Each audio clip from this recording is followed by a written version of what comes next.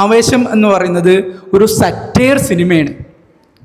Satire cinema പറഞ്ഞാൽ ഒരാളെ കൊച്ചാക്കുന്ന cinema എന്ന് പറയാം. സിനിമ എന്ന് പറയുന്നത് നമ്മളുടെ യാഥാർത്ഥ്യങ്ങൾക്കും സ്വപ്നങ്ങൾക്കും ഇടയിലുള്ള ഒരു ഹാഫ് ഡ്രീമാണ്, ഒരു അർദ്ധ സ്വപ്നമാണ് എന്ത് സിനിമ എന്ന് പറയുന്നത്. ഇത് സിനിമ കണ്ടിട്ട് നിങ്ങൾക്ക് ഒന്നും തോന്നുന്നില്ല എങ്കിൽ എന്തല്ല യഥാർത്ഥത്തിൽ നിങ്ങളൊരു മനുഷ്യനല്ല, മറ്റെന്തെങ്കിലും ആണെന്ന് പറയേണ്ടി വരും. എന്തിൻ്റെ ആവേശമാണ് ഫഹദ് ഫാസിലിനുണ്ടായത്? എനിക്ക് മനസ്സിലായില്ല. കുറേ മാലിടുക, ആ മിത്തിനെ എടുത്തിട്ട് ലോക എന്ന പേരിൽ എന്താ കാട്ടിയിരിക്കണേ? ഇവിടെ നിന്നിരുന്ന നായകൻ പെട്ടെന്ന് കാശ്മീരിലേക്ക് പോകുന്നു, വല്ല റൊമാൻസ് ഇതാൻ വേണ്ടി, അല്ലെങ്കിൽ ബ്രേക്കപ്പ് ആയിട്ടുള്ള ആൾക്കാർ പെട്ടെന്ന് അമേരിക്കയിൽ വെച്ച് കണ്ടുമുട്ടുന്നു. അങ്ങനെ കുറച്ച് ക്ലീഷ ആയിട്ടുള്ള പരിപാടികളുണ്ട്. ഇത്തരം സീനിൻ്റെ ആവശ്യകത എന്താണ്? സിനിമയിൽ ജോത്സ്യന്മാരുണ്ട്, സ്ക്രിപ്റ്റ് എഴുതിയിട്ട് ഇയാളുടെ അടുത്ത് പോയിട്ട് ഈ സിനിമ കഥ പറഞ്ഞു കൊടുത്തിട്ട് ഈ സിനിമ ബോക്സ് ഓഫീസിൽ ഹിറ്റ് ആവുമെന്ന് വരെ ചോദിക്കുന്ന ആളുകളുണ്ട്. അത് പ്രതിഫലം കൊടുക്കുന്നുണ്ട്. കുറേ സംസാരവും കുറേ ഞങ്ങൾ പറയുന്നത് ഇങ്ങനെ കേൾക്കുന്നത് മാത്രമല്ല, നമ്മൾ കുറച്ചും കൂടിയും ഈ ഒരു ടോപ്പിക്ക് അല്ലെങ്കിൽ സിനിമയുമായി ബന്ധപ്പെട്ട് നിങ്ങൾക്ക് എന്തൊക്കെയാണ് സംസാരിക്കാനുള്ളത്, നമ്മുടെ ചീഫ് ഗസ്റ്റ് ഇവിടെ ഉണ്ട്. അതുപോലെ തന്നെ ചില ചോദ്യങ്ങൾ ചോദിക്കുന്നു. ഞങ്ങൾ ഒരു ചോദ്യം ചോദിക്കുന്നു, ഞാൻ മസാറും. അതിലൂടെ പിന്നെ നിങ്ങളിൽ നിന്നാണ് ചോദ്യങ്ങൾ ഉണ്ടാവേണ്ടത്. അപ്പോൾ അൽമാഷെ, നമുക്കറിയാം സിനിമയെ പറ്റിയിട്ടാണ്, സിനിമയാണ് നമ്മൾ കണ്ടുകൊണ്ടിരിക്കുന്നത്. ഏറ്റവും ജനപ്രിയമായിട്ടുള്ളൊരു കലാരൂപം. നിങ്ങൾ ആലോചിക്കുക, 20-ാം നൂറ്റാണ്ടിലെ ഏറ്റവും ജനപ്രിയമായിട്ടുള്ളൊരു ആർട്ട് സിനിമയാണ്. സാർ അതിൻ്റെ ഒരു സയൻറ്റിഫിക് ആയിട്ടുള്ള കാര്യമൊക്കെ പറഞ്ഞു. നമ്മുടെ കണ്ണിൻ്റെ കണ്ണിൻ്റെ ഏറ്റവും പെർസിസ്റ്റൻസ് ഓഫ് വിഷനെ പറ്റിയൊക്കെ സാറ് സൂചിപ്പിക്കേണ്ടായി. ഞാൻ മലയാള സിനിമയെ പറ്റിയാണ് സാറിനോട് ആദ്യം ഒരു ചോദ്യം ചോദിച്ചിട്ടാണ് തുടങ്ങുന്നത്.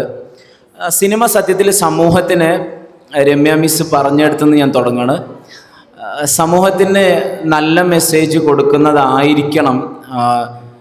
സിനിമകൾ തെറ്റായ സന്ദേശമാണോ സത്യത്തിൽ പുതിയ കാലഘട്ടത്തിൽ നൽകുന്നത്? റീസെൻ്റ്ലി മലയാളം ആഘോഷിച്ച 2 സിനിമയാണ് തല്ലുമാല, ആവേശം. ഈ 2 സിനിമയുടെ പശ്ചാത്തലത്തിൽ, തല്ലുമാല ഇറങ്ങിയതിന് ശേഷമാണ് ഇവിടെ ഇത്രയധികം തല്ലുണ്ടായിട്ടുള്ളത്. ഞാൻ ആ സിനിമ ഇറങ്ങിയതിന് ശേഷം ഒരുപാട് ഫേസ്ബുക്ക് പോസ്റ്റൊക്കെ കണ്ടിട്ടുണ്ടായിരുന്നു. ഈ തല്ലുമാല സിനിമ ഉണ്ടായതിനു ശേഷം +1കാരും +2കാരും അല്ലെങ്കിൽ കോളേജിലൊക്കെ ഇത്രയധികം അടികളുണ്ടായിട്ടുള്ളത്. സത്യത്തിൽ ഈ സിനിമ എന്താ? തല്ലുമാല ഭയങ്കര ഗ്രേറ്റായിട്ട് മലയാളത്തിൽ ഇറങ്ങിയ ഹിറ്റായ സിനിമയാണ്. ആവേശം സിനിമ, രംഗണ്ണൻ എന്ന് പറയുന്ന കഥാപാത്രവും ഫഹദ് ഫാസിലിനൊക്കെ നമുക്കറിയാം. ആ സിനിമ ഇഷ്ടപ്പെട്ടവരും ഇഷ്ടപ്പെടാത്തവരും ഉണ്ട്. മധു സാറ് കുറച്ചും കൂടി അതിനെപ്പറ്റി സംസാരിക്കും. സാറിന് ഇഷ്ടപ്പെടാത്ത കുറേ സിനിമകളുടെ കൂട്ടത്തിൽ ഒന്നാണ്, അല്ലെങ്കിൽ ഞാൻ പറഞ്ഞ 2 സിനിമകളുണ്ട്. ഇപ്പോൾ ഏറ്റവും പുതുതായിട്ട് ഇറങ്ങിയിട്ടുള്ള സിനിമയുണ്ട്. എനിവേ, പേഴ്സണൽ ഒപ്പീനിയനാണ് സിനിമ. ഞാൻ ഇഷ്ടപ്പെട്ട സിനിമ സാറിന് ഇഷ്ടമാണെന്നില്ല. ജനപ്രിയമായിട്ട് ഇറങ്ങിയ ഹിറ്റായ സിനിമയാണെന്ന് വിചാരിച്ചിട്ട് അത് പേഴ്സണലാണല്ലോ. എങ്കിൽ കൂടി എൻ്റെ ചോദ്യം ഇതാണ്, സിനിമ സത്യത്തിൽ സമൂഹത്തിന് എന്ത് സന്ദേശമാണ് നൽകുന്നത്?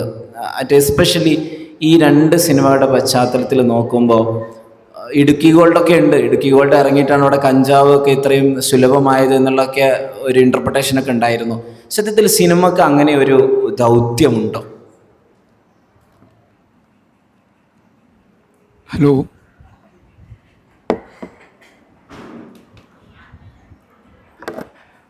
സ്വാഭാവികമായിട്ടും എവിടെയും വരാവുന്ന ഒരു ചോദ്യമാണ്, സിനിമ സമൂഹത്തെ സ്വാധീനിക്കുന്നുണ്ടോ? സിനിമ തെറ്റായ സന്ദേശം അല്ലെങ്കിൽ തെറ്റായ പ്രവണത സമൂഹത്തിൽ ഉണ്ടാക്കുന്നുണ്ടോ എന്നുള്ള ഒരു ചോദ്യം എന്ന് പറയുന്നത്.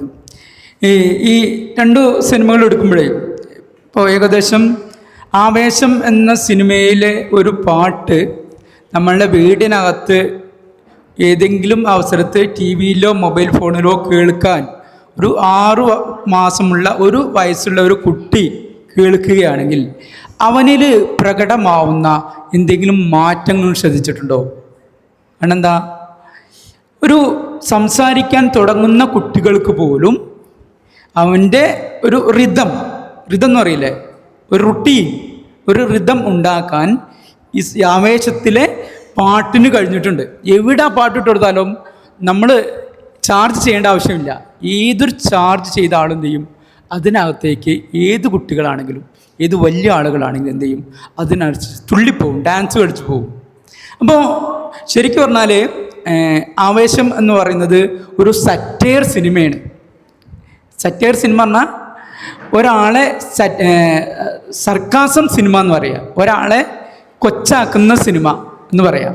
നമ്മൾ സാധാരണ കാണുന്ന വില്ലന്മാരൊക്കെ എന്താണ്, ഭയങ്കരമായ ക്രിമിനൽ സ്വഭാവമുള്ളവർ അല്ലേ, സമൂഹത്തിൽ ഭയങ്കരമായുള്ള തെറ്റുകൾ മാത്രം ചെയ്യുന്നവർ, രക്തം എന്ന് പറയുന്നത് അവരെ സംബന്ധിച്ച് ഒരു അറപ്പും തോന്നാത്തത് അല്ലേ, അങ്ങനെയൊക്കെയുള്ള ഒരു വലിയ ക്രൂരമായ നമ്മളും തന്നെ ഇഷ്ടപ്പെടാത്ത രീതിയിലുള്ള ഒന്നാണ് ഒരു വില്ലനെ സംബന്ധിച്ച് കാലങ്ങളായി നിലനിൽക്കുന്ന ഒരു സിമ്പൽ എന്ന് പറയുന്നത്.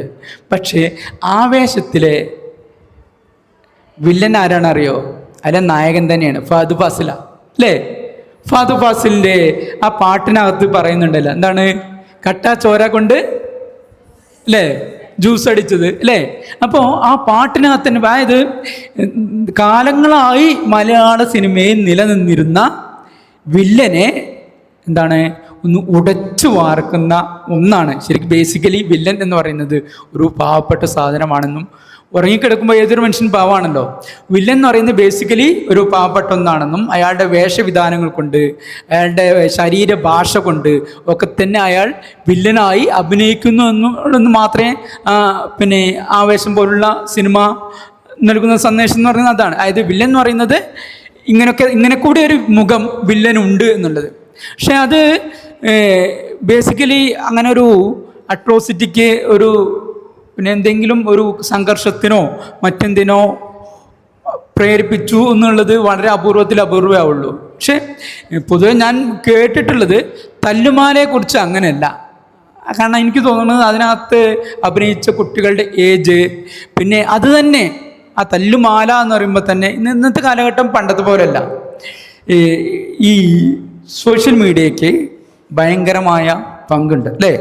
നമ്മൾ ഏതൊരു പുതിയ സിനിമ വന്നാലും ആ സിനിമയിലെ പാട്ടിട്ട് അതിനനുസരിച്ച് റീലുണ്ടാക്കുകയും അല്ലെങ്കിൽ നിലവിലുള്ള ഒരു എവിഡൻസിന് അനുയോജ്യമായ പാട്ട് ഇത്തരത്തിൽ സിനിമകളിൽ എടുക്കുകയൊക്കെ ചെയ്യുന്ന രീതിയിലേക്ക് മാറിയിട്ടുണ്ട്. അപ്പോൾ സ്വാഭാവികമായിട്ടും തല്ലുമാല ചെറിയ ഒരു അംശത്തിലെങ്കിലും ഇത്തരത്തിലുള്ളൊരു അനാർക്കിസം ഉണ്ടായി എന്നുള്ളൊരു പരാതി പൊതുവെ എൻ്റെ സുഹൃത്തുക്കളായ ഹയർ സെക്കൻഡറി അധ്യാപകർ പറയാറുണ്ട്. കാരണം അവർക്ക് എന്നോട് പലപ്പോഴും പങ്കുവെക്കാറുള്ളത് ഈ ഹയർ സെക്കൻഡറിയിൽ എപ്പോഴും 2-3 വർഷം മുന്നേ തോന്നുന്നു തല്ലുമാല ഇറങ്ങുന്നത് ഉണ്ടാവുന്ന സംഘർഷങ്ങൾ, ഇടയ്ക്കിടയ്ക്ക് സംഘർഷങ്ങൾ ഉണ്ടാവുന്നുണ്ടെന്നും അതിൻ്റെ ഒരു കോപ്പിറൈറ്റ് അധ്യാപകർ പറഞ്ഞുണ്ടാക്കുന്നതാണോ അറിയില്ല, വിദ്യാർത്ഥികൾ വഴി വരുന്നോ അറിയില്ല, തല്ലുമാലയിലേക്ക് മാറി എന്നുള്ളതും ഒരു ചെറിയ ഒരു അംശമുണ്ട്. പക്ഷേ ബേസിക്കലി സിനിമയായി കാണുമ്പോൾ എന്താണ്, അത്തരത്തിലുള്ളൊരു ആരോപണങ്ങളൊന്നും നമ്മൾ ഉന്നയിക്കേണ്ടതില്ല. സിനിമ എന്ന് പറയുന്ന ഒരു ആളുടെ സ്വതന്ത്രമായ ഒരു ആർട്ടാണ്. ഒരു സംവിധായകനാണ് നിശ്ചയിക്കുന്നത് എങ്ങനെ സിനിമ വേണമെന്നുള്ളത്. അയാൾക്ക് ഏത് രീതിയിലും അതിനെ കൊണ്ടുപോകാം. നമ്മൾ വിചാരിക്കുന്ന പോലെ തന്നെയാണ് സിനിമ, നമ്മൾ വിചാരിക്കുന്ന പോലെ തന്നെയാണ് അതിൻ്റെ ക്ലൈമാക്സ്, നമ്മൾ വിചാരിക്കുന്ന സത്യങ്ങൾ തന്നെയാണ് ആ സിനിമയിൽ ഉണ്ടാവുക അങ്ങനെ. അത് സിനിമ എന്ന് പറയുന്നത് നമ്മളുടെ യാഥാർത്ഥ്യങ്ങൾക്കും സ്വപ്നങ്ങൾക്കും ഇടയിലുള്ള ഒരു ഹാഫ് ഡ്രീമാണ്, ഒരു അർദ്ധ സ്വപ്നമാണ് സിനിമ എന്ന് പറയുന്നത്. ആ രീതിയിൽ മാത്രമേ നമ്മൾ സിനിമയെ സമീപിക്കേണ്ടതുള്ളൂ. അതൊരിക്കലും നമ്മുടെ ജീവിതത്തിലേക്ക് ഉള്ള ഒന്നല്ല. പക്ഷേ ഒരു സിനിമ കാണുമ്പോൾ നമ്മൾ ചിരിക്കുന്നുവെങ്കിൽ, കരയുന്നുവെങ്കിൽ, നമുക്ക് സഹതാപം തോന്നുന്നുവെങ്കിൽ, നമ്മുടെ മനസ്സിനകത്തുള്ള നമ്മളുടെ ജീവിത മൂല്യങ്ങൾ അതിനകത്ത് താരാത്മ്യപ്പെടുന്നുവെങ്കിൽ, എന്താണ്, ഞങ്ങൾ സങ്കടപ്പെടുന്നുവെങ്കിൽ, അതിനകത്തുള്ള വിഷമങ്ങൾ നമ്മളും കൂടെ കരയുന്നുവെങ്കിൽ ഒക്കെ തന്നെ എന്താണ്, അടിസ്ഥാനപരമായി നമ്മളൊരു മനുഷ്യജീവിയാണ് എന്നുള്ള ഒരു സത്യം മാത്രമാണ് ആ സിനിമ കൊണ്ടുവരുന്നത്. അതിലപ്പുറത്ത് സിനിമ കണ്ടിട്ട് നിങ്ങൾക്ക് ഒന്നും തോന്നുന്നില്ല എങ്കിൽ എന്തല്ല, യഥാർത്ഥത്തിൽ നിങ്ങളൊരു മനുഷ്യനല്ല മറ്റെന്തെങ്കിലുമാണെന്ന് പറയേണ്ടി വരും. അപ്പോൾ സിനിമയ്ക്ക് ചെറിയൊരു അംശം വരെ ഒരു വളരെ ചെറുതായിട്ടുള്ള ഒരു സ്വാധീനം നമ്മുടെ സമൂഹത്തിൽ ഉണ്ടാവും ഇത്തരത്തിലുള്ള ക്രൈം. ഇപ്പോൾ എപ്പോഴും പറയാറുണ്ട്, ദൃശ്യവുമായി ബന്ധപ്പെട്ട് ഏറ്റവും വലിയ ആരോപണം ഉന്നയിക്കപ്പെട്ടത് ദൃശ്യവുമായി ബന്ധപ്പെട്ടാണ്. കാരണം നമ്മുടെ പോലീസ് സുഹൃത്തുക്കളുമായി ബന്ധപ്പെട്ടൊക്കെ സംസാരിക്കുമ്പോൾ ഏറ്റവും കൂടുതൽ അവർ ആ വാർത്തയുടെ അവസാനത്തിലുണ്ടാവും എന്താണ്, ഈ മർഡറിന്, ഈ ക്രൈമിന് പിന്നിൽ എന്താണ് ഈ ദൃശ്യം സിനിമയിലെ ആണെന്നുള്ളത്. അതിന് എന്തെങ്കിലും മറ്റൊരു വേർഷനിൽ അപ്ലൈ ചെയ്തിട്ടുണ്ടാകും. അത് അപ്ലൈ ചെയ്യാനുള്ള കാരണം ഇതിനകത്ത് ഉൾപ്പെട്ട ആൾക്ക് അങ്ങനെ അതിനെ ഒരു അപ്ലിക്കേഷൻ ലെവലിലുള്ള ഒരു പ്രത്യേക തരം ഒരു ക്രൈം മൈൻഡ് ഇൻബോണായിട്ട് അയാളിൽ ഉണ്ടാവണം. അല്ലാതെ സിനിമ കണ്ടിട്ട് നമ്മളെല്ലാം നമ്മുടെ ജീവിതത്തിലേക്ക് എന്താണ് അപ്ലൈ ചെയ്യാനുള്ള ഒരു സാധനമല്ല. അതിൽ ചില കാര്യങ്ങൾ നമ്മൾ മനുഷ്യ സഹജമായ നല്ല കാര്യങ്ങൾ നമ്മുടെ ജീവിതത്തിലേക്ക് ഉൾക്കൊള്ളുകയും മറ്റുള്ളത് റിയലിസ്റ്റിക് അല്ലാത്ത എന്താണ് ഒരു സാധനമാണെന്ന രീതിയിൽ ഉൾക്കൊള്ളുകയും ചെയ്യാണ് വേണ്ടതെന്നാണ് ഇതുമായി ബന്ധപ്പെട്ട് എനിക്ക് പറയാനുള്ളത്.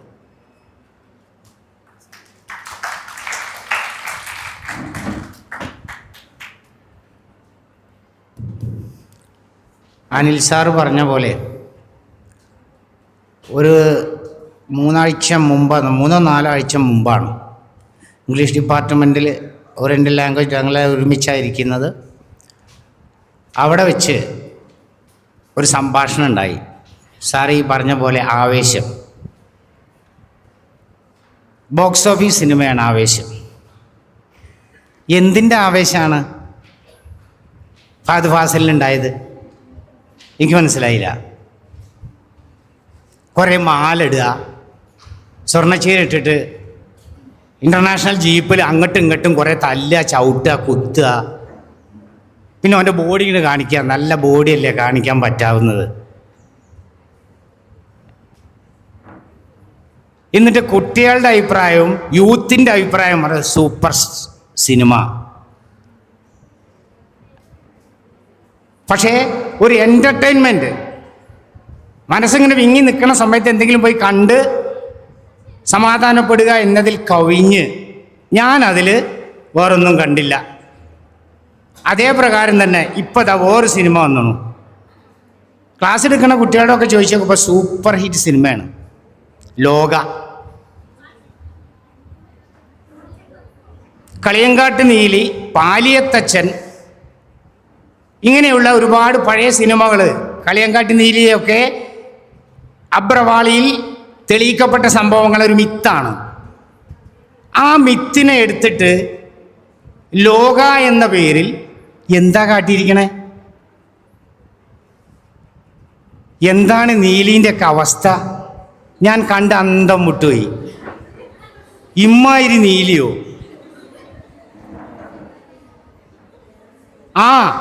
അപ്പോൾ പണ്ടത്തെ ആ മിത്തിനെ എന്താക്കി മാറ്റുക? ഡിജിറ്റലൈസ് ആക്കുക. അതങ്ങനെ പോകുന്നു. എടേ ചെന്നിട്ട് വേറൊരാൾ ഇങ്ങനെ പ്രത്യക്ഷപ്പെടുന്നു. എന്താണ് ആളുടെ പേര് സാറേ?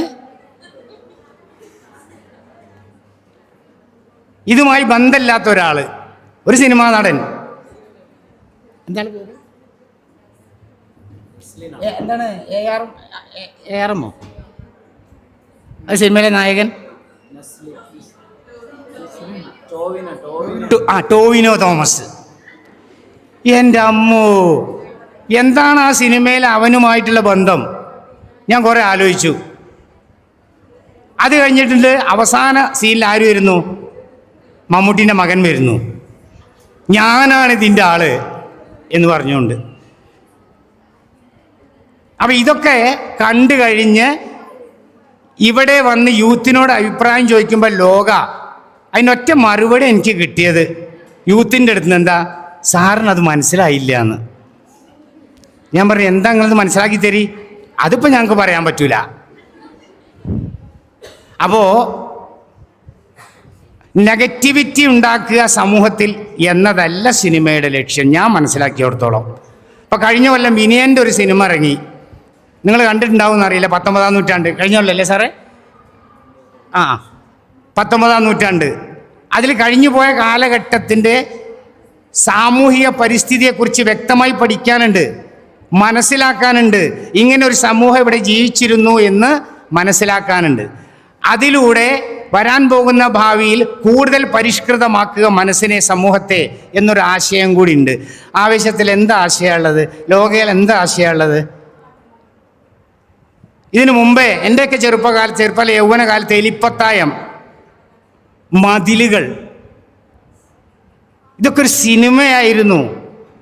അതിന് സമൂഹത്തിന് എന്തൊക്കെയോ നൽകാനുണ്ടായിരുന്നു, അതിന് അവാർഡുകൾ ലഭിച്ചിരുന്നു. അപ്പം നിങ്ങളെ സംബന്ധിച്ചിടത്തോളം എനിക്ക് പറയാനുള്ളത്, നെഗറ്റിവിറ്റി ഉണ്ടാക്കുകയല്ല സിനിമയുടെ ലക്ഷ്യം. സമൂഹത്തിന് എന്തെങ്കിലും കൊടുക്കാൻ കഴിയണം, ജീവിതത്തിലേക്ക് എന്തെങ്കിലും കൊടുക്കാൻ കഴിയണം. അതുകൊണ്ട് നല്ല രീതിയിലുള്ള ഇപ്രകാരം പറഞ്ഞ സിനിമയല്ല, നമുക്ക് എന്തെങ്കിലും ഗ്രാസ്പ് ചെയ്യാൻ പറ്റാവുന്ന, ജീവിതത്തിൽ ഗ്രാസ്പ് ചെയ്യാൻ പറ്റാവുന്ന കാര്യങ്ങൾ. ഇപ്പം സാറ് പറഞ്ഞു ഒരു പാട്ടിട്ട് കൊടുത്താൽ വേറെ ഏതെങ്കിലും നല്ല പാട്ട് വെച്ചാൽ ചാടാൻ ആളില്ല. ഇങ്ങനത്തെ 2 പാട്ട് വെച്ചാൽ നിങ്ങളടക്കം ആ പാട്ട് കൂടെ വെച്ചാൽ അറിയാതെ തുള്ളി പോവും. അപ്പം മനസ്സ് അതിലേക്ക് കൊടുക്കുന്നു എന്നാണ്. അങ്ങനെയല്ല കൊടുക്കേണ്ടത്, പോസിറ്റിവിറ്റിയിലേക്ക് മനസ്സിനെ കൊണ്ടുപോവുക. അപ്രകാരമുള്ള സിനിമകൾ കാണുക. ഓക്കെ. മധുസാറ് തീർച്ചയായിട്ടും മധുസാറുടെ ഒപ്പീനിയനാണ് പറഞ്ഞത്. എനിക്കറിയാം ലോക സിനിമ കണ്ടിട്ട് സാറിന് ഇഷ്ടപ്പെട്ടിട്ടില്ല. ലോക ഇപ്പോൾ മലയാളത്തിൽ ഇറങ്ങിയ 200 കോടി പിന്നെ ബ്ലോക്ക് ബസ്റ്റർ ആയിട്ടുള്ള സിനിമയാണ്. ലോകയിലെ കഥാപാത്രത്തേക്ക് ഇവിടെ റിവീൽ ചെയ്തു. ഇനി പറയാം, നിങ്ങൾക്കറിയാം നമ്മുടെ പരമ്പരാഗതമായ മിത്തിനെ അനുസൃതമായി ബന്ധപ്പെട്ട് ഒരു ചോദ്യം ഞാൻ സാറോട് ചോദിക്കുകയാണ്. നമ്മുടെ പരമ്പരാഗതമായിട്ടുള്ള മിത്തിനെ ബ്രേക്ക് ചെയ്യാണ് സത്യത്തിൽ ആ സിനിമ. ഐ തിങ്ക് എനിക്ക് വാച്ച് ചെയ്തപ്പോൾ എനിക്ക് ആ സിനിമ ഇഷ്ടപ്പെടാനുണ്ടായിട്ടുള്ള 2-3 കാരണം. ഒന്ന്, ആ സിനിമയുടെ മേക്കിംഗ് ആണ്. ഐ തിങ്ക് ഇത്രയും ബ്യൂട്ടിഫുൾ ആയിട്ടൊരു സിനിമ എടുക്കുക, നിങ്ങൾ ആലോചിച്ച് നോക്കുക. അതിൻ്റെ സിനിമോട്ടോഗ്രഫിയുടെ ഒരു പ്രത്യേകതയുണ്ട്. അതിൻ്റെ നൈറ്റ് ഷെയ്ഡുകൾ, ആ സിനിമ കണ്ടവർക്ക് അറിയാൻ പറ്റും. നൈറ്റ് ഷെയ്ഡ് അത് ശരിക്കും പറഞ്ഞു കഴിഞ്ഞാൽ ബാംഗ്ലൂരാണ് പ്രധാനമായിട്ടുള്ള ഒരു ലൊക്കേഷൻ, ഐ തിങ്ക് വിചാരിക്കുന്നു. അത് എന്ത് മനോഹരമായിട്ടാണ് ആ സിനിമോട്ടോഗ്രഫി പഠിച്ച അദ്ദേഹത്തിൻ്റെ പേര് ഞാൻ മറന്നുപോയി. അദ്ദേഹം യൂട്യൂബിൽ ഈ വീഡിയോ ഒക്കെ കണ്ടിട്ടാണ് സത്യത്തിൽ പഠിച്ചെടുത്തതെന്ന് അദ്ദേഹം ഇൻ്റർവ്യൂവിൽ പറഞ്ഞു. നിങ്ങൾ ആലോചിച്ച് നോക്കൂ, ലോക നിലവാരത്തിലേക്ക് നമ്മൾ ഇംഗ്ലീഷ് മൂവികളൊക്കെ കണ്ടിട്ടുണ്ട്, വാമ്പിയർ സീരീസിലുള്ള ആ ഒരു നിലവാരത്തിലേക്ക് ഒരു മലയാള സിനിമയുടെ ഒരു ഉയർച്ച എന്ന് പറഞ്ഞു കഴിഞ്ഞാൽ നമുക്ക് പ്രതീക്ഷിക്കാൻ പറ്റാത്തതാണ്. ആ സിനിമയുടെ ഐ തിങ്ക് അതിൻ്റെ ബാക്ക്ഗ്രൗണ്ട്, അതിൻ്റെ മ്യൂസിക് ആബ്സല്യൂട്ട്ലി ഒരു ഹോളിവുഡ് ലെവലിലേക്കാണ്. ആ സിനിമയുടെ പാട്ടുകളാണെങ്കിൽ കൂടിയും അതിൻ്റെ ബാക്ക്ഗ്രൗണ്ട് ആണെങ്കിൽ കൂടിയും. പിന്നെ കല്യാണി എന്ന് പറയുന്ന നമുക്കൊരു വിമൻസ് ഒരു സൂപ്പർ ഹീറോയെ കിട്ടി. മലയാളത്തിൽ നിങ്ങൾ ആലോചിക്കുക, വെറും നായക കേന്ദ്രമായിട്ടുള്ള സിനിമകളും പാട്രിയാർക്കി മാത്രമുള്ള ഉണ്ടായിരുന്ന, ഇപ്പോഴാണ് കുറച്ച് കാലം മുന്നാണ് ഈ ന്യൂവേ സിനിമകൾ വന്നപ്പോഴാണ് ഇതൊക്കെ ബ്രേക്ക് ചെയ്യാൻ തുടങ്ങിയത്. 22 ഫീമെയിൽ കോട്ടയത്തിനകത്ത് നായകൻ്റെ പൗരുഷ കട്ട് ചെയ്യുന്നൊരു സീനുണ്ട്. ഐ തിങ്ക് മലയാള സിനിമക്കകത്ത് അങ്ങനെ ഒരു ആ സിനിമ നിങ്ങൾ കണ്ടിട്ടുണ്ടോ എനിക്കറിയില്ല, 22 ഫീമെയിൽ കോട്ടയം. മലയാള സിനിമക്കകത്ത് ആൺ നോട്ടങ്ങളും അല്ലെങ്കിൽ ആണത്വം മാത്രം പ്രതിഷ്ഠിച്ചിരിക്കുന്ന സൂപ്പർ മാനുകൾ മാത്രം. നമ്മൾ ടോവിനോയുടെ ഒരു സിനിമയുണ്ട് മിന്നൽ മുരളി, നിങ്ങൾക്കറിയാം, അത് OTT-യിലാണ് വന്നത്. അവിടെയാണ് അതിനെല്ലാം ഒരു സൂപ്പർ വിമണാണ്. അതുകൊണ്ട് പുതിയ തലമുറ സെലിബ്രേറ്റ് ചെയ്യാണ് മസാറെ. അവരുടെ നിങ്ങൾ ആലോചിക്കുക, സ്വീഡനിൽ നമ്മുടെ പരമ്പരാഗത സാരിയൊക്കെ ചുറ്റി നല്ല വെളുത്ത സാരിയും മുല്ലപ്പൂവും ഒക്കെ ഇട്ട് നമ്മുടെ പാലമരച്ചോട്ടിൽ നമ്മുടെ ചുണ്ണാമ്പ് ചോദിക്കുന്ന ആ നീലിയല്ല അല്ലേ, നീലി പറയുന്ന ഒരു ഡയലോഗ് അതിനകത്ത് എനിക്ക് ഇഷ്ടപ്പെട്ടിട്ടുണ്ട്. നീലിക്ക് ഏറ്റവും മുറിവ് ഏൽക്കുന്നത് ഹേർട്ടാണ്. സോ എന്തൊരു നൈസായിട്ടാണത് ആ സിനിമയെ എങ്ങനെ ബ്ലെൻഡ് ചെയ്യിക്കുന്നത് എന്നുള്ളതാണ്. ഹേർട്ട് തന്നെയാണ് അവളെ ഏറ്റവും ഹേർട്ട് ചെയ്യിക്കുന്നത്. അവൾക്ക് നല്ല ബ്ലഡ് ബാങ്ക് ഉള്ളിടത്താണ്. സർക്കാസിസ്റ്റിക് ആണെങ്കിൽ കൂടിയും ബ്ലഡ് ബാങ്ക് ആണെങ്കിലും സ്വീഡനാണെങ്കിലും പെണ്ണ് ഇറങ്ങുന്ന ഇടത്തെ പറ്റിയും പെണ്ണിൻ്റെ വേഷത്തെ പറ്റിയും എല്ലാ കൺവെൻഷണൽ ആയിട്ടുള്ള കാര്യങ്ങളെയും ബ്രേക്ക് ചെയ്യുന്നു. സോ ഐ ലൈക്ക് ലോക. എന്തായാലും അനിൽ സാറുടെ ഒരു ഒപ്പീനിയൻ കൂടി നമുക്ക് ചോദിക്കാം. ഡിജിറ്റൽ കാലഘട്ടത്തിലേക്ക് എത്തുമ്പോൾ നമ്മുടെ വിഷയം അതുകൂടിയാണ്. നമ്മുടെ സിനിമയുടെ മലയാള സിനിമ മാറുക തന്നെയല്ലേ ചെയ്യുന്നത്? ഏറ്റവും കൂടുതലായി ഒരുപക്ഷെ നമുക്ക് സംസാരിക്കേണ്ടത് ഈ ഡിജിറ്റൽ കാലഘട്ടത്തിലുള്ള സിനിമകളെ കുറിച്ചാണ്. ഇനി നിങ്ങളുടെ കയ്യിലൊക്കെ സ്മാർട്ട് ഫോൺ ഉണ്ടാവും അല്ലേ? സ്മാർട്ട് ഫോണിൽ ChatGPT ഉണ്ടാവും, ഒരുപക്ഷെ ഗൂഗിൾ തുറക്കുമ്പോൾ അതിൻ്റെ കൂടെ ജെമിനി ഉണ്ടാവും. അപ്പോൾ ഇനിയുള്ള കാലഘട്ടത്തിൽ ഏറ്റവും പ്രഷ്യസായ വിലപിടിപ്പുള്ള സാധനമായിട്ട് മാറാൻ പോകുന്നത് എന്താണെന്ന് അറിയോ? പ്രോംപ്റ്റ് എന്ന് പറയുന്ന സാധനം. പ്രോംപ്റ്റിന് ഇനി വരുന്ന കാലഘട്ടത്തിൽ കോപ്പിറൈറ്റ് വരും. നമ്മളുടെ ഫോണിന് ഇതത് തുറന്നാൽ ആരെയും എങ്ങനെയും ഏത് രീതിയിലും എന്ത് ചെയ്യാം, പ്രോംപ്റ്റ് കൊടുത്ത് എന്ത് ചെയ്യാം, മാറ്റിയെടുക്കാം. ഇപ്പം എ ഐയുടെ സാധ്യത കുറിച്ച് ഞാൻ ഏകദേശം 1-2 മാസങ്ങൾക്ക് മുമ്പ് ഈ എ ഐ വന്ന സമയത്ത് എ ഐയുടെ കുറച്ച് പുസ്തകങ്ങളൊക്കെ വായിച്ചു. അപ്പോൾ എ ഐ എന്ന് പറയുന്ന സാധനം വളരെ മുന്നേ നമ്മളുടെ മുന്നിലുണ്ട്. സോഷ്യൽ മീഡിയയിൽ നമ്മൾ ഫോണിൽ സംസാരിച്ചതിന് ശേഷം, സുഹൃത്തിനോട് ടി വിയെക്കുറിച്ച് സംസാരിച്ചതിന് ശേഷം നമ്മൾ FB തുറക്കുമ്പോഴോ ഇൻസ്റ്റാഗ്രാം തുറക്കുമ്പോഴോ വരുന്നത് നമ്മൾ സംസാരിച്ച കാര്യത്തെക്കുറിച്ചാണ്. ടി വിയിൽ ഒരു വ്ളോഗ് കാണുമ്പോൾ ഇടയ്ക്ക് പരസ്യം വരും. ആ പരസ്യം വരുന്നത് ഒരു പക്ഷേ എന്താണ്, നമ്മളുടെ ഇഷ്ടപ്പെടുന്ന അഭിരുചിയുള്ള ഏതെങ്കിലും ഒന്നായിരിക്കാം. അല്ലെങ്കിൽ ഒരു വ്ളോഗ് കാണുമ്പോൾ ആ വ്ളോഗിൻ്റെ ഒരു ട്വിസ്റ്റ് വരാൻ പോകുന്ന സമയത്ത് എന്ത് ചെയ്യുന്നു, ഒരു പരസ്യം വരുന്നു. അപ്പോൾ എ ഐയുടെ അൽഗോരിതം എന്ന് പറയുന്ന സാധനം മുമ്പേ പരസ്യത്തിലുണ്ടായിരുന്നു. പക്ഷേ ഇപ്പോൾ നമ്മളുടെ നിത്യജീവിതത്തിലേക്ക് വന്നു കഴിഞ്ഞു. ഇനി സിനിമ നിയന്ത്രിക്കുന്നത് എ ഐ ആണ്. ഇപ്പോൾ കഴിഞ്ഞ വർഷം കാനാണ് ലോസ് ആഞ്ചലസിൽ എ ഐക്കെതിരെ ഒരു സമരം നടന്നത്. കാരണം സിനിമ ഇൻഡസ്ട്രി എന്ന് പറയുന്നത് കേവലം ഒരാളുടെ മാത്രമല്ല, നൂറുകണക്കിന് ആളുകളുടെ എന്താണ് ഒരു ജോബാണ്. ജോബ് പറയുമ്പോൾ വെറും ജോബല്ല, സ്കിൽഡ് ജോബാണ്. സ്കില്ലുള്ളവനെ, കഴിവുള്ളവന് മാത്രം പിടിച്ചു നിൽക്കാവുന്ന ഒന്നാണ് സിനിമ എന്ന് പറയുന്നത്. അത് കേവലം ആർട്ടിസ്റ്റിക് ഡയറക്ടർ ആയാലും, അസിസ്റ്റൻ്റ് ഡയറക്ടർ ആയാലും, സ്ക്രിപ്റ്റ് റൈറ്റർ ആണെങ്കിലും, കൊറിയോഗ്രാഫ് ചെയ്യുന്നവരാണെങ്കിൽ, കളർ ഗ്രേഡേഷൻ ചെയ്യുന്നവരാണെങ്കിൽ, DOP ചെയ്യുന്നവരാണെങ്കിൽ, ഏതാണ് കഴിവ് എന്ന് പറയുന്നത് മുഖ്യമായ ഏറ്റവും എന്താണ് സ്കിൽഡായ ആളുകൾക്ക് മാത്രമേ അതിനകത്ത് എന്ത് ചെയ്യാൻ പറ്റുള്ളൂ, നിലനിൽക്കാൻ പറ്റുള്ളൂ. അല്ലാത്തിടത്തോളം നമ്മൾ പിന്നോട്ട് പോയാൽ പിറകിലുള്ളവർ നമ്മളെ ചവിട്ടി മെതിച്ച് മുന്നിൽ ചാടും. അതാണ് സിനിമയുടെ പ്രത്യേകത. എപ്പോഴും എന്താണ് ഒരാൾ വീഴാൻ കാത്തു നിൽക്കുക, മറ്റുള്ളവർ ആ സ്പേസിലേക്ക് കയറി വരാൻ. കാരണം നിങ്ങൾ ശ്രദ്ധിച്ചുകൊണ്ടു, ഒരു കാലഘട്ടത്തിൽ നിന്നിരുന്ന ഇപ്പോഴും ജീവിച്ചിരിക്കുന്ന പല ആക്ടേഴ്സിനെയും നല്ല ക്യാരക്ടർ ചെയ്ത ഹീറോയിൻസിനൊന്നും നമ്മളിപ്പോൾ ചിത്രത്തിലില്ല. ഇപ്പോൾ വളരെ അപ്ഡേറ്റഡ് ആണ്. ഏറ്റവും ബ്രില്യൻ്റായ ആളുകൾ അഭിനയം പഠിച്ച് നാടകത്തിലൂടെ വന്നൊക്കെ തന്നെ നല്ല കഴിവുള്ള ആളുകളാണ്. പണ്ടത്തെ പോലുള്ള സൂപ്പർ സ്റ്റാറുകളുടെ പ്രസക്തി പോലും ഇല്ലാതായി. ആർക്കും സൂപ്പർ സ്റ്റാർ ആവാം. നിങ്ങൾക്ക് നല്ലൊരു സ്ക്രിപ്റ്റ് ഉണ്ടെങ്കിൽ നിങ്ങൾക്ക് നല്ലൊരു എന്താവാം, സിനിമ എടുക്കാനുള്ള ആളുകൾ നിങ്ങളുടെ പിന്നാലെ വരും. നിങ്ങൾക്ക് നന്നായിട്ട് വീഡിയോ ചെയ്യാൻ പറ്റുമെങ്കിൽ നിങ്ങളുടെ പിന്നാലെ വരും. ആർക്കും സാധ്യതകൾ ഇന്നത്തെ ഒരു കാലഘട്ടത്തിലുണ്ട്. അങ്ങനെയുള്ളൊരു കാലഘട്ടത്തിലാണ് നമ്മൾ ജീവിക്കുന്നത്. എ ഐ എന്ന് പറയുന്നത് ഇനി സ്ക്രിപ്റ്റ് മേക്കിങ്ങിലും എ ഐ ആണ്. എ ഐയുടെ അൽഗോരിതം കൊടുത്താൽ മതി. എ ഐ അൽഗോരിതത്തിൽ 12ാമത്തെ മിനിറ്റിൽ നമുക്ക് ഇന്ന സീക്വൻസ് വെച്ചിട്ട് ഒരു എന്ത് വേണം, ഒരു ക്ലാഷ് വേണം, എന്ത് വേണം, ഒരു സംഘർഷം.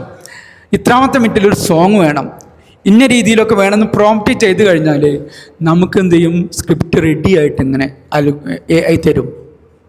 ഇപ്പോൾ കഴിഞ്ഞ 2 മാസം മുന്നേ ബാംഗ്ലൂരിൽ 2 പേർ ചേർന്ന് 10 ലക്ഷം രൂപ ചെലവിൽ ഒരു ഡിജിറ്റൽ സിനിമ എടുത്തു തിയേറ്ററുകളിൽ ഓടിക്കൊണ്ടിരിക്കുകയാണ്. 2 പേര് വിചാരിച്ചാൽ, ഞാൻ പറഞ്ഞല്ലേ, ഒരു വലിയ ഒരു സിനിമയിൽ ഒരു 10-20-30 കോടിയോളം ഇൻവെസ്റ്റ്മെൻറ്റ് വരുന്ന സാധനമാണ്. എന്ത് മിനിമം നല്ല ഒരു കൊമേഴ്സ്യൽ സിനിമ ഒരു കുഴപ്പമില്ലാതെ തിയേറ്ററിൽ എത്തിക്കണം. ആ സ്ഥലത്താണ് 10 ലക്ഷം കൊണ്ട് എ ഐ വെച്ചിട്ട് സിനിമ തിയേറ്ററുകളിൽ എത്തുന്നത്. അപ്പോൾ ഇനി ലോകത്തെ ഭരിക്കുന്നത് എ ഐ ആയിരിക്കും. നിങ്ങൾക്ക് തന്നെ അറിയാം, എ ഐയിൽ നമ്മൾ പല സോഫ്റ്റ്വെയറുകളും പല ആപ്ലിക്കേഷൻസും കൊടുക്കുകയാണെങ്കിൽ നിങ്ങൾക്ക് തന്നെ നിങ്ങളുടെ ഫോട്ടോ വെച്ചിട്ട് നിങ്ങൾക്ക് എന്ത് ചെയ്യാം, റീൽസ് ഒന്നും എടുക്കേണ്ട ആവശ്യമില്ല, പ്രോംപ്റ്റ് കൊടുത്താൽ മതി, ആ റീൽസ് ഉണ്ടാക്കി തരും. അങ്ങനെയുള്ളൊരു കാലഘട്ടത്തിലേക്കാണ് അത് മാറിക്കൊണ്ടിരിക്കുന്നത്. ഇനി അപ്പുറത്തേക്ക് സ്ക്രിപ്റ്റിൽ മാത്രമല്ല, ഡിജിറ്റൽ സംവിധാനം, ഇനി ക്യാമറയുടെ ഒരു ആവശ്യം വരുന്നില്ല. കാരണം എന്താ, ക്യാമറയുടെ ആവശ്യം വരുന്നില്ല. കാരണം എന്താ, സിസ്റ്റത്തിനകത്ത് പ്രോംപ്റ്റ് കൊടുത്താൽ വീഡിയോ നമുക്ക് ലഭിക്കുന്നുവെങ്കിൽ ക്യാമറമാൻ്റെ ആവശ്യമുണ്ടോ, മേക്കപ്പ് ചെയ്യേണ്ട ആവശ്യമുണ്ടോ? അങ്ങനെ വലിയ ഒരു ആളുകളുടെ ജോബ് ഇൻസെക്യൂരിറ്റി ഒരു ഭാഗത്ത് വരും. അത് വലിയൊരു പ്രശ്നമാണ്.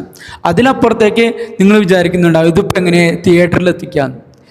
കോവിഡിന് ശേഷം ഏറ്റവും കൂടുതൽ ഇപ്പോൾ സിനിമകൾ നിങ്ങൾ കാണുന്നത് മറ്റൊരു ഭാഗമാണ്.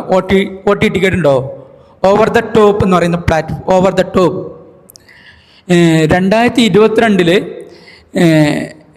നെറ്റ്ഫ്ലിക്സിലെങ്ങാനും ഒരു സീരീസ് കണ്ടത് 32 മില്യൺ ആളുകളാണ്. ഇപ്പോൾ 2025 ആകുമ്പോൾ എത്ര ആൾക്കാരുണ്ടാവും? അപ്പോൾ ഈ സീരീസ് ഇതൊക്കെ തന്നെ ലോകത്ത് കാണുന്നുണ്ട്. OTT പറയുന്ന പ്ലാറ്റ്ഫോം ഉണ്ട് നമുക്ക്, അതും ഡിജിറ്റലാണ്. ഇനി നമ്മളെ സംബന്ധിച്ച് ആർട്ടിസ്റ്റ് വേണ്ട, കേവലം എന്താണ് സാങ്കേതിക വിദ്യ മാത്രം ഉപയോഗിച്ച് എന്താ ചെയ്യാം, സിനിമ എടുക്കാം. പക്ഷേ അതിനകത്തുള്ള വലിയ പ്രശ്നം എന്ന് പറയുന്നത് നമ്മളുടെ ജീവിത നൈതികത തന്നെ, മോറൽ വാല്യൂസാണ്. പ്രൈവസിയുടെ പ്രശ്നം. ഒരാളിനെ വെച്ചിട്ട് മറ്റൊരാൾക്ക് ഏത് തരത്തിലും എടുക്കാവുന്ന രീതിയിലേക്ക് ലോകം മാറിക്കഴിഞ്ഞാൽ വല്ലാത്തൊരു അനാർക്കസി, അരാജകത്വം ആ രംഗത്ത് വരാനുള്ള വലിയ ഒരു സാധ്യത നമ്മളുടെ കാലഘട്ടത്തിലുണ്ട്. അപ്പോൾ ഈ സിനിമ എടുക്കുന്നതിലും അത് എന്താണ് സൊസൈറ്റിയിൽ എത്തിക്കുന്നതിലും എന്തുണ്ട്, ഇന്നത്തെ കാലഘട്ടത്തിൽ AI-ക്കും ടെക്നോളജിക്കും വലിയ ഒരു പങ്കുണ്ട് എന്നുള്ളതാണ്. ഇനിയുള്ള കാലഘട്ടം അങ്ങനെയാണ് വരാൻ പോകുന്നത്. ലോകയിൽ വരം എന്തുണ്ട്, AI ഉപയോഗിച്ചിട്ടുണ്ട്. മനസ്സിലായോ? അത് മാത്രമല്ല, നമ്മുടെ വലിയ കോടിക്കണക്കിന് വില വരുന്ന പണ്ടത്തെ റെഡ് ഐ ക്യാമറ ഒന്നും ഇനി വേണ്ട. നമ്മൾ മൊബൈൽ ഫോൺ ഉപയോഗിച്ചിട്ട് ഐഫോണിൽ ഷൂട്ട് ചെയ്യുന്ന സിനിമകൾ വരാൻ പോകുന്നുണ്ട്. ഇറങ്ങിക്കഴിഞ്ഞു. കാനോൺ വെച്ചിട്ട് ഇറങ്ങിയ ഹോളിവുഡ് സിനിമ ഉണ്ട്. അപ്പോൾ നമ്മളുടെ ടെക്നോളജിയിലുള്ള മാറ്റം സിനിമയിൽ വന്നു കഴിഞ്ഞു എന്നുള്ളതാണ്. ഇനി നമ്മുടെ ലോകത്തെ ഭരിക്കുന്നത്, ലോകത്തിൽ എന്തിനേയും ഭരിക്കുന്നത് AI ആയിരിക്കും. കാരണം എന്താ അറിയോ, അതിനർത്ഥം ഏറ്റവും വലിയ രസം എന്ന് പറയുന്നത് നമ്മൾ കൊടുക്കുന്ന എന്തും, നിങ്ങളുടെ ഫോട്ടോ ആവട്ടെ, നിങ്ങളുടെ മനസ്സിൽ കൊടുക്കുന്ന പ്രോംപ്റ്റ് ആവട്ടെ, നിങ്ങളുടെ മനസ്സിൽ കൊടുക്കുന്ന ചിന്തകളാവട്ടെ, അതൊക്കെ തന്നെ ബേസിക്കലി AI-യുടെ ഡാറ്റയാണ്.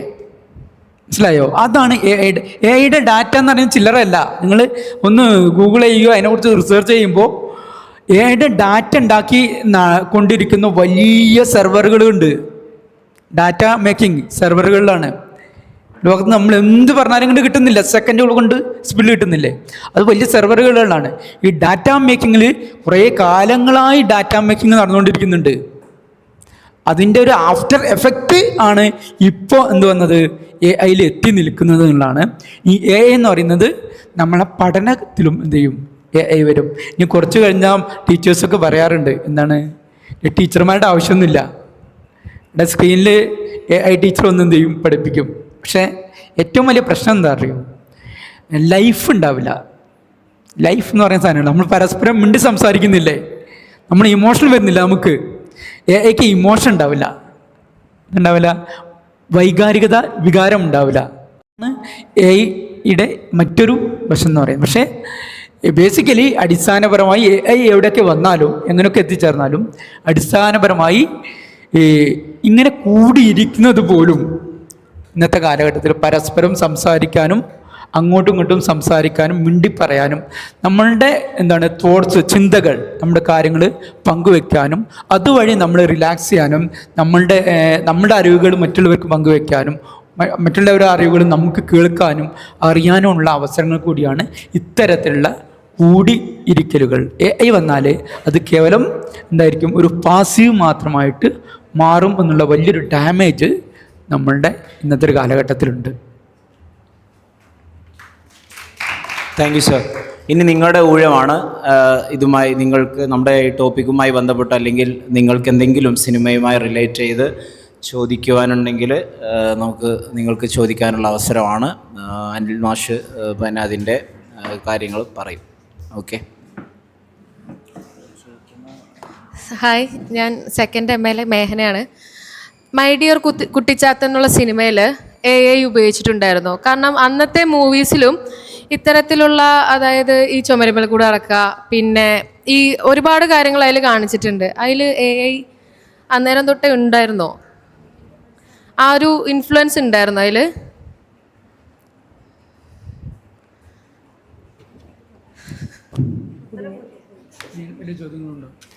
ഏകദേശം 90കളുടെ അവസാനത്തിൽ 1997 തോന്നുന്നു, ഞാനൊക്കെ ഒരു UP സ്കൂൾ വിദ്യാർത്ഥിയായിരിക്കുന്ന സമയത്താണ് മൈ ഡിയർ കുട്ടിച്ചാത്തൻ എന്ന് പറയുന്ന സിനിമ കേരളത്തിൽ ഇറങ്ങിയത്. കാരണം അന്ന് സ്കൂളിലെ കുട്ടികളെ സംബന്ധിച്ച് ഇന്നത്തെ പോലെ എനിക്കറിയാം, ഇന്നത്തെ തലമുറയിലുള്ള ആളുകൾക്ക് ഈ ഗോസ്റ്റും ഫിക്ഷനും ഇങ്ങനെ അതിലൊക്കെ ഭയങ്കര താല്പര്യമുള്ള ആളുകൾ. ആ തലമുറയിലുള്ള കാലഘട്ടത്തെ സംബന്ധിച്ച് കുട്ടിച്ചാത്ത എന്നൊക്കെ പറയുന്നത് ആയിരുന്നു അന്നത്തെ കാലഘട്ടത്തിലുള്ള ഒരു ഒരു അൺറിയലിസ്റ്റിക് ആയിട്ടുള്ള നമ്മളെ ഒരു അമാനുഷിക കഴിവ് തോന്നിക്കുന്ന ഒരു പദം എന്ന് പറയുന്നത്. അപ്പോൾ അത് കാണണമെങ്കിൽ പോളറൈസ്ഡ് കണ്ണട വേണം. കണ്ണട, അതിന് കണ്ണടയ്ക്ക് 10 രൂപ അധികം കൊടുക്കണം ആദ്യമായിട്ട്. ഞാൻ അത് വെച്ചിട്ടാണ് നമ്മൾ കാണുക. ഇപ്പം നമുക്ക് അമ്യൂസ്മെൻറ്റിൽ പാർക്കിൽ പോയാൽ 3D അപ്പുറത്ത് 4D, 8D, 16D, 32D വരെയൊക്കെ ആയിട്ടുള്ള നമ്മൾ അനുഭവിക്കുന്ന, കണ്ടത് തന്നെ സ്മെല്ല് വരുന്നുണ്ടെങ്കിൽ ആ സ്മെല്ല് അനുഭവിക്കുന്ന, പഴങ്ങൾ വരുന്നുണ്ട് പഴത്തിൻ്റെ സ്മെല്ല് അനുഭവിക്കുന്ന, കാറ്റുണ്ടെങ്കിൽ കാറ്റ് അനുഭവിക്കുന്ന, മഞ്ഞുണ്ടെങ്കിൽ മഞ്ഞ് അനുഭവിക്കുന്ന, യാത്ര ചെയ്യുമ്പോൾ കുലുക്കങ്ങളും ഒക്കെ നിങ്ങൾ ഒരു പക്ഷേ അമ്യൂസ്മെൻറ്റിൽ പാർക്കിൽ സിമ്പിളായിട്ട് നമുക്ക് എന്ത് ചെയ്യാം. ഇന്നത്തെ കാലഘട്ടത്തിൽ ടെക്നോളജി അത്രയും അപ്ഡേറ്റ് ആയ കാലഘട്ടത്തിൽ കാണാം. പക്ഷെ അന്നത്തെ കാലഘട്ടത്തിൽ എന്ന് പറയുന്നത് നമ്മുടെ സിനിമാ രംഗത്തായാലും സാങ്കേതിക വിദ്യയിലും വലിയ ഇങ്ങനത്തെ ഇന്നോവേഷൻസ് ഒന്നും ഉണ്ടായിരുന്നില്ല. ലോകത്ത് വന്ന വലിയൊരു ഇന്നോവേഷനുകളിലൊന്ന് ആയിരുന്നു മൈ ഡിയർ കുട്ടിച്ചാച്ച എന്ന് പറയുന്നത്. അന്ന് AI എന്ന് പറയുന്ന വാക്ക് പോലും അന്നത്തെ കാലഘട്ടത്തിൽ ഇല്ല. ആർട്ടിഫിഷ്യൽ ഇൻ്റലിജൻസ് 3D അതിനകത്ത് ഉപയോഗിച്ചിട്ടുള്ളത് പലപ്പോഴും ക്യാമറയുടെ ടെക്നിക്സ് ആണ് ഉപയോഗിച്ചിട്ടുള്ളത്. ഇപ്പോൾ ചുമരിലൂടെ നടക്കണമെങ്കിൽ നമുക്ക് ഇപ്പോൾ തന്നെ ഞങ്ങൾ ഒരു പക്ഷേ ഈ ഫോട്ടോഗ്രാഫിയിൽ കണ്ടിട്ടുണ്ടാവും. ഒരാളെ നിലത്ത് കിടത്തിയിട്ട് പിന്നെ ഒരാൾ മരത്തിൻ്റെ എന്തെങ്കിലും ചുമടിങ്ങനെ താങ്ങിപ്പോന്നു, അയാളേക്കാൾ വലുപ്പമുള്ള ഒരു പാറ താങ്ങുന്ന പോലെ നമുക്ക് ഫോട്ടോ എടുക്കണമെങ്കിൽ ഒരു പാറ ഇവിടെ വെച്ചിട്ട് അയാളെവിടെ എന്ത് ചെയ്യുക, കിടക്കുക, എന്നിട്ട് അയാൾ ആക്ഷൻ കാണിച്ചിട്ട് മുകളിൽ നിന്ന് എടുത്താൽ എന്തായി, ആ ഫ്രെയിം മാത്രം കട്ട് ചെയ്ത് കഴിഞ്ഞാൽ അയാളുടെ ഭാഗത്ത് അതിൻ്റെ ഒരു എക്സ്പ്രഷനും ഉണ്ടെങ്കിൽ അതെന്തായി, ആക്ച്വലി കാണുന്ന ആളുകളെ കബളിപ്പിക്കുക എന്നുള്ളതാണ് ഒരു മാജിക്, സിനിമയുടെ ഒരു മാജിക്ക്. ഒരു സിനിമ എടുക്കണമെന്നുണ്ടെങ്കിൽ കേവലം ഒരു വലിയ ക്യാൻവാസ് ഒന്നും വേണ്ട, ഒരു വിൻഡോയും ഒരു മേശയും കസേര ഉണ്ടെങ്കിൽ ഓഫീസ് റൂം സെറ്റ് ചെയ്യാം. ചെറിയ ചെറിയ മെറ്റീരിയൽസ്, അതിൻ്റെ മൈന്യൂട്ടായ വശങ്ങളിലേക്ക് പോകുമ്പോൾ സിനിമ കുറേ കാര്യങ്ങൾ പറയാനുണ്ട്. അതിന് സമയം നമ്മളെ സംബന്ധിച്ച് അനുഭവിക്കുന്നില്ലെങ്കിൽ ഒട്ടേറെ സിനിമയുടെ ഒരു സിനിമാ സാക്ഷരത എന്ന ഫിലിം ലിറ്ററസി നമുക്ക് ഉണ്ടാക്കിയെടുക്കേണ്ടതുണ്ട്. ഫിലിം ലിറ്ററസി ഉണ്ടാക്കിയെടുക്കുക എന്നുള്ളത് തന്നെയാണ് ഇത്തരത്തിലുള്ള ഫെസ്റ്റിവൽ കൊണ്ട് ഉദ്ദേശിക്കുന്നത്. അപ്പോൾ അങ്ങനെ തരത്തിലുള്ള സാങ്കേതിക ടെക്നോളജിയാണ് അതിനകത്ത് ഉപയോഗിച്ചിട്ടുള്ളത്. അന്നൊന്നും ആർട്ടിഫിഷ്യൽ ഇൻ്റലിജൻസ് എന്ന് പറയുന്ന സാധനം 90കളിലൊന്നും തന്നെ ലോകത്തെവിടെയും ഉണ്ടായിരുന്നിട്ടില്ല. പിന്നെ സിനിമയിൽ തന്നെ ടെക്നോളജി അന്ന് തുടക്കത്തിലാണ് ഡോൾബി ഒക്കെ വരുന്നത്, ഡോൾബി സൗണ്ട് രംഗത്ത്. അതിൻ്റെ മുന്നേ സ്റ്റഡി ക്യാമറ, ക്രെയിന്, പിന്നെ അതിനപ്പുറത്ത് എൻ്റെ കുറച്ച് കാര്യങ്ങൾ ഞാൻ പറയാം. സിനിമയുടെ ചരിത്രത്തിൽ 1895 സിനിമ എടുക്കുന്ന സമയത്ത് അത് സിനിമയായിട്ടല്ല എടുത്തിരുന്നത്. ലൂമിയർ സഹോദരന്മാർ 2 കുട്ടികൾ തമ്മിൽ തല്ലുകൂടുന്നത്, ഫാക്ടറിയിൽ നിന്ന് ആളുകൾ ഇറങ്ങി വരുന്നത്, കുട്ടി ഭക്ഷണം കഴിക്കുന്നത്, ഇഷ്ടിക ഫാക്ടറി, തീവണ്ടി വരുന്നത് ഒക്കെ തന്നെയായിരുന്നു അന്നത്തെ മൂവി. അത് കാരണം അതുവരെ കണ്ടിട്ട് മാത്രമേ ഉള്ളൂ, ചിത്രം മാത്രമേ കണ്ട് ആളുകൾക്ക് ആ തലമുറയ്ക്ക് പരിചയമുള്ളൂ. ഈ ലണ്ടനിലെങ്ങാനും ഈ തീവണ്ടി വരുന്നത് കണ്ടിട്ട് തിയേറ്ററിൽ നിന്ന് ആളുകൾ ഇറങ്ങി ഓടിയെന്നാണ് അന്നത്തെ കാലഘട്ടത്തിൽ ഇപ്പോഴും പല സിനിമാ ക്ലാസ്സുകളും പറയാറുണ്ട്. ലൂമിയർ സഹോദരന്മാരുടെ ആദ്യത്തെ പ്രൈം ഫിലിമുകൾ കാണിക്കുമ്പോൾ അതിൽ നിന്ന് മാറി പിന്നീട് അന്ന് സിനിമ എന്ന് പറയുന്ന കൺസെപ്റ്റ് ഇല്ല. റിയലിസ്റ്റിക് ആയ ഒരു സാധനത്തെ വീഡിയോ ആക്കി മാറ്റുക എന്നുള്ളത് മാത്രമേ. അത് ഒരു തുടർച്ചയായി ഒരു സീനിൻ്റെ തുടർച്ചയായ ഭാഗങ്ങൾ ഇങ്ങനെ ഫോട്ടോ എടുത്ത് ഒരു റീലിൽ ഇങ്ങനെ ഒട്ടിച്ച് അത് നമ്മളിങ്ങനെ കറക്കുമ്പോൾ എന്ത് ചെയ്യും, നിങ്ങൾ മാജിക്കാരെ അതിൽ കണ്ടിട്ടില്ലേ, ഒരു പുതിയൊരു പുസ്തകം എടുത്തിട്ട് ഇങ്ങനെ തുറക്കുമ്പോൾ അതിങ്ങനെ മൊത്തത്തിൽ ഒരാൾ ചലിക്കുന്നതായിട്ട് റീൽസിലൊക്കെ കണ്ടിട്ടില്ലേ. ബേസിക്കലി അത് തന്നെയാണ് സിനിമയുടെ വിഷ്വൽ ഉണ്ടായത്. പിന്നീടാണ് സിനിമ, അന്ന് തിയേറ്റർ എന്ന് പറയുക, അന്നത്തെ കാലഘട്ടത്തിൽ സിനിമ ഇല്ല. തിയേറ്ററിൽ അന്ന് പലതരത്തിൽ നാടകങ്ങൾ, പിന്നെ വെസ്റ്റേൺ കൺട്രീസിലുണ്ടല്ലോ അതിന് പറയാം, നാടകമില്ലാതെ വേറെ കുറച്ച് സാധനങ്ങളുണ്ട്. അവിടെ ക്ലാസിക് ഐതിഹ്യങ്ങളുമായി ബന്ധപ്പെട്ട സാധനങ്ങളുടെ ഒക്കെ തന്നെ അവതരണമാണ് വൈകുന്നേരങ്ങളിൽ പ്രധാനപ്പെട്ട എൻ്റർടൈൻമെൻറ്റ് എന്ന് പറയുന്നത്. ലൈറ്റൊന്നുമില്ലല്ലോ, കറണ്ട് പോലും വളരെ അപൂർവമാണ്.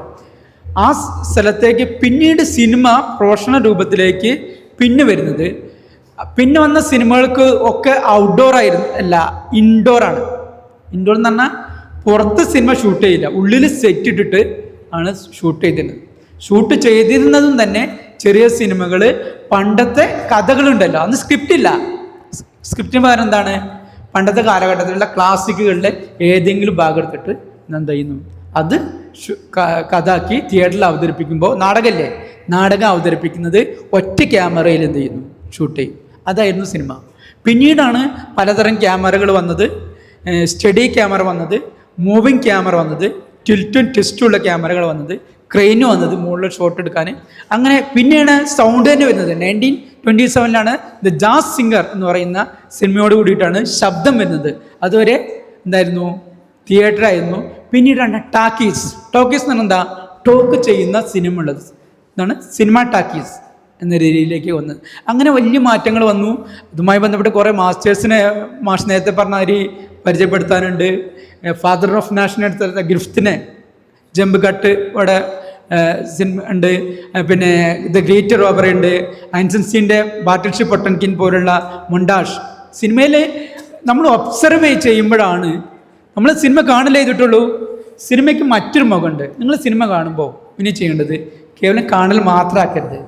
ഒരു സിനിമ കാണുമ്പോൾ ആദ്യമായിട്ട് ഫ്രെയിമിൽ നിങ്ങൾ നോക്കാവുന്നതാണ്, ഒരു എക്സ്പെരിമെൻറ്റിന് ഫ്രെയിമിൽ എന്താണ് വരുന്നത്, ആ വരുന്നതിന് എവിടെ ആയിരിക്കണം ക്യാമറ വെച്ചിട്ടുണ്ടാവുക, ആ ഫ്രെയിം ഉണ്ടാക്കാൻ.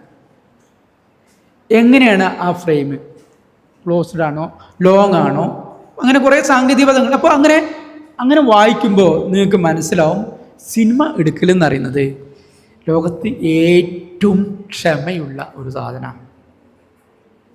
2 മണിക്കൂർ എൻ്റർടൈൻമെൻറ്റിന് വേണ്ടിയിട്ട് മാസങ്ങളോളം ക്ഷമയുടെ നെല്ലിപ്പതിര് കണ്ട് സാറ്റിസ്ഫാക്ഷൻ ആവണമെന്നില്ല. അങ്ങനെ ഒരു സീനിനകത്ത് ഒരു ചെറിയൊരു വിട്ടാൽ എന്താ ചെയ്യാം, വീണ്ടും എടുത്തിട്ട് റീടേക്ക് ചെയ്ത് അങ്ങനെ അതിൽ നിന്ന് എന്താണ് പ്യൂരിഫൈ ചെയ്തെടുക്കുന്ന സാധനമാണ് എന്ത് സിനിമ എന്ന് പറയുന്നത്. അതിനകത്ത് തന്നെ കുറേ ഘടകങ്ങളുണ്ട്. അതിപ്പോൾ ഒരു പക്ഷേ സമയപരിമിതി കാരണം ഇനി എപ്പോഴെങ്കിലും നിങ്ങളൊരു ഫെസ്റ്റിവലോ ഒരു ക്യാമ്പോ സിനിമയുമായി ബന്ധപ്പെട്ട് നമുക്ക് നടത്തുകയാണെങ്കിൽ, ഒരു സ്ക്രിപ്റ്റ് വേണമെങ്കിൽ നമുക്ക് ചെയ്യാവുന്ന, സ്ക്രിപ്റ്റിൻ്റെ ക്യാമ്പൊക്കെ നമുക്ക് ചെയ്യാവുന്ന കാര്യം ഞാൻ ചെയ്യാറുണ്ട് ഹൈസ്കൂളുകളിലോ ഹയർ സെക്കൻഡറിയിലൊക്കെ.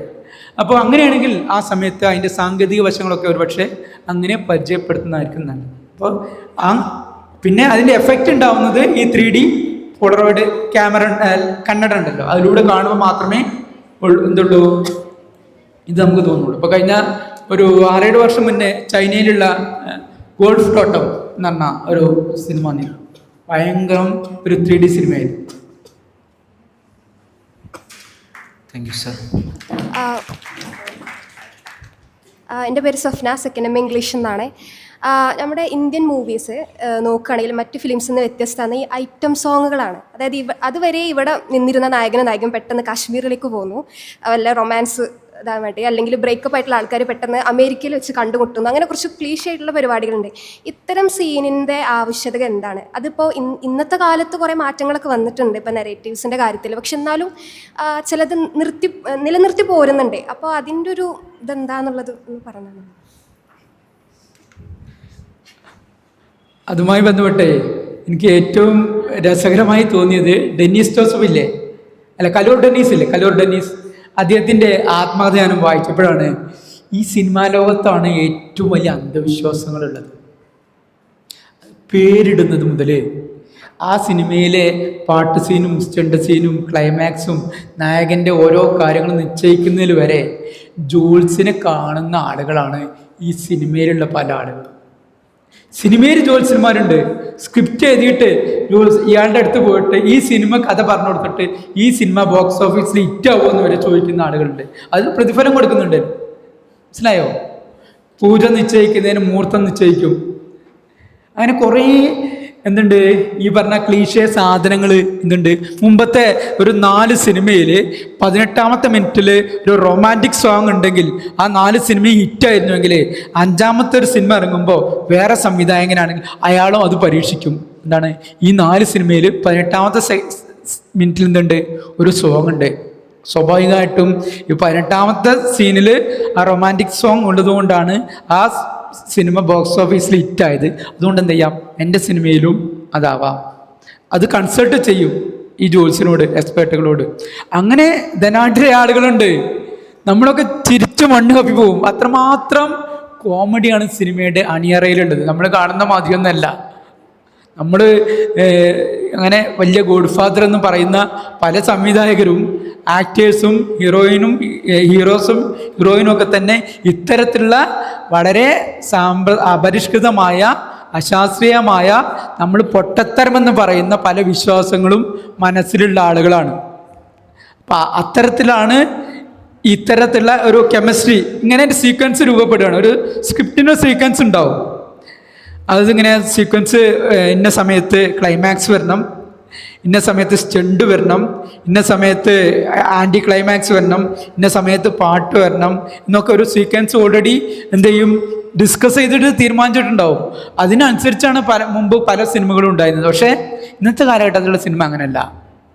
വളരെ വൈബ്രൻ്റായ, നന്നായിട്ട് ചെയ്യുന്ന ആളുകൾ നിങ്ങൾ നോക്കൊണ്ടു.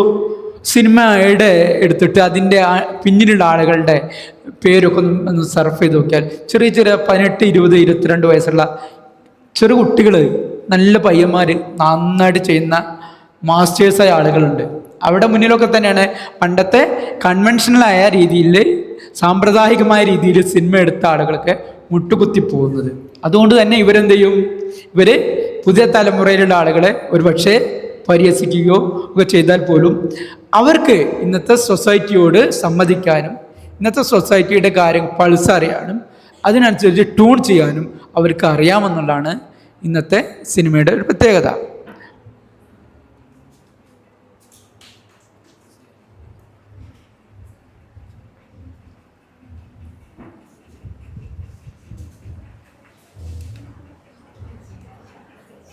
എൻ്റെ പേര് ഷഹാന, സെക്കൻഡ് എം ഇംഗ്ലീഷിൽ നിന്നാണ്.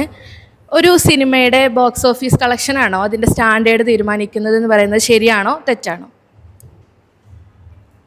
ഇപ്പോൾ എപ്പോഴും ഒരു വിവാദമാകാവുന്ന എപ്പോഴും ഡിസ്കസ് ചെയ്യാവുന്ന ഒരു സാധനമാണ് ബോക്സ് ഓഫീസ് കളക്ഷൻ എന്ന് പറയുന്നത്. എത്ര കൊമേഴ്സ്യലി അതിനകത്ത് പൈസ കിട്ടി എന്നുള്ളതാണ്.